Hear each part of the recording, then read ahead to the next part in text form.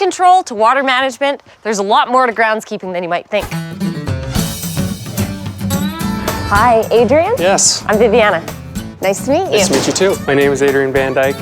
I am the Assistant Superintendent of Tobiano Golf Course Turf Care Department.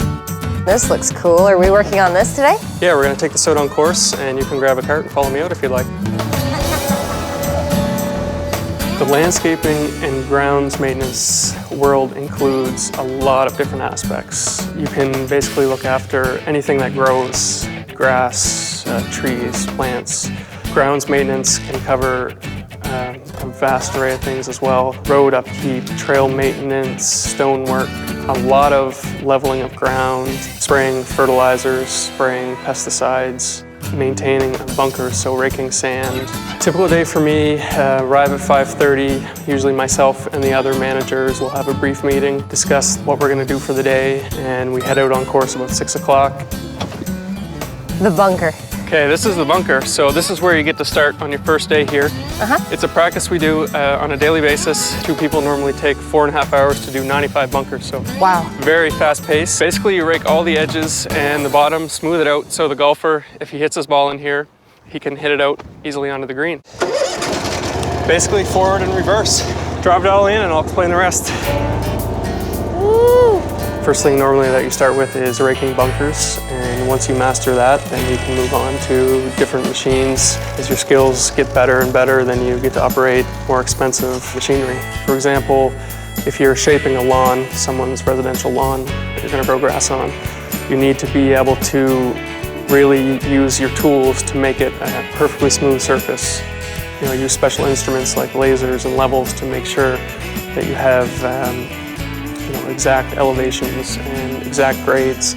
So it's, there's rough work with machinery, but you also have to do fine-tune work, extremely detail-oriented. I would say that's probably one of the most important things in my job. So how did I do? You did really well. What was my time? It only took you 5 minutes. That's not bad. Not bad at all, and I hardly helped. So do I have a job? You're hired. I started out as a groundskeeper laborer doing the smallest jobs, and I would say it was during that period that I basically decided this is what I wanted to do. Eventually went to university. I did a 4-year degree in horticulture, which covered a lot of different topics: trees, plants, landscape design, turf grass management. If you're not sure you want to make the commitment for a 4-year program, you can take a 2-week short course or a semester online. So you don't have to go take a 4-year degree in horticulture just to find out whether you want to be in the industry or not. The good thing about this industry is that you can enter as a laborer, and as long as you do that and you do a good job, you can continually move up. For my case, an assistant superintendent, and I can go to superintendent. Then it might be a director of grounds position, and which could turn into a general manager position. Depending on how far you want to go with it, the sky's the limit for opportunities in this industry. A lot of people think it's just cutting grass for us. It's a really broad spectrum of sciences. I'm an ecologist and a biologist and everything rolled into one. Just the fact that I get to spend all day outside, I get to see the sun come up every day, that's an extremely rewarding part of this job. I've been doing this for about 10 years and just absolutely love it. And for anyone who loves the outdoors, anyone who loves working with their hands, loves being very active, this is an industry for them.